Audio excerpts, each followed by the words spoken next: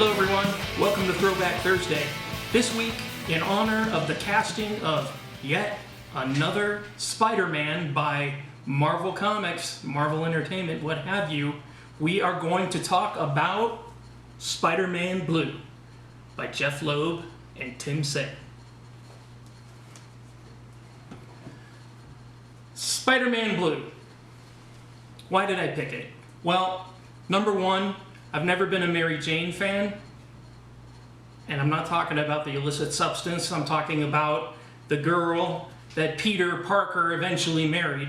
I've never really been a fan of hers. I've always been a fan of Gwen Stacy. And Spider-Man Blue is all about Pete and Gwen Stacy. It's a part of kind of a line of books that Jeph Loeb and Tim Sale is a great artist, and Jeph Loeb is a great writer. They first started working together on Batman and Batman Long Halloween, which everybody says is a classic. Then they did some work for Marvel, and they did a series of color books. So in other words, they would do Daredevil, be Daredevil yellow. They would do the Hulk, it would be the Hulk gray. Then they would do Spider-Man, and Spider-Man was blue. With Spider-Man Blue, the choice of the color blue really relates to Peter's mood. The book starts out with Peter Parker. You don't know where he is, but you can make the assumption that he's in a room or an attic in his apartment or his house. And he is recording on an old tape recorder, and he is speaking to Gwen. And that's what the story's about. It's about Peter and Gwen. Now, the book really works when it deals with relationships, when it deals with Peter and Gwen. If I were to say there was any criticism I would have of the book, I'd have to say that the focus on him fighting the Rhino seemed like kind of ill-placed, because I kept wanting them to get back to him and Gwen, but I guess Peter Parker probably would have felt the same way. He never could quite get to Gwen. He never could quite get to what he wanted. So the narrative device that I talked about, Peter talking into a tape recorder, sort of happens throughout. And it's kind of, we see Gwen sort of looking at Peter at the beginning of college, as they're all going into college, and we see Gwen sort of taking notice of Peter and sort of thinking he's cute.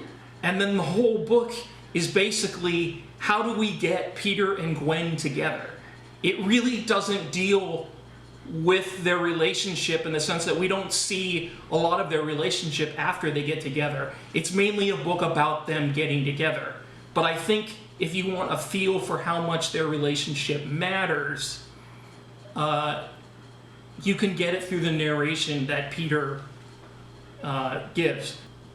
Gwen Stacy was Peter's one, and in my opinion, truest love. And this book pays tribute to that. Mary Jane in the 60s was more of like sort of a messed up theater major who'd like to cause a lot of drama and like to make Harry jealous. There's like, I remember constant issues where Mary Jane is like Harry is popping pills, and Mary Jane is trying to make him jealous by throwing herself at Peter, and Peter's like, Mary Jane, what are you doing? And so that, to me, that's the Mary Jane I remember. And the Gwen I remember, I had in the 70s, I had like a Spider-Man reprint book, and they reprinted one of the early issues of Spider-Man when John Romita Sr. was the artist. And in the, I don't know, we think he fought the Rhino, but it didn't really matter. The only scene I remember is I remember Peter feeling all bent down and gloomy and going like, ugh, nobody wants to be with me. I'm a loser. I can't even pick up my girl in a car, or my moped. My moped's broken down. And my motorcycle's broken down. I can't pick up Gwen for a date. And so he takes her on the subway, and he's standing in the subway, and he's feeling bad about himself.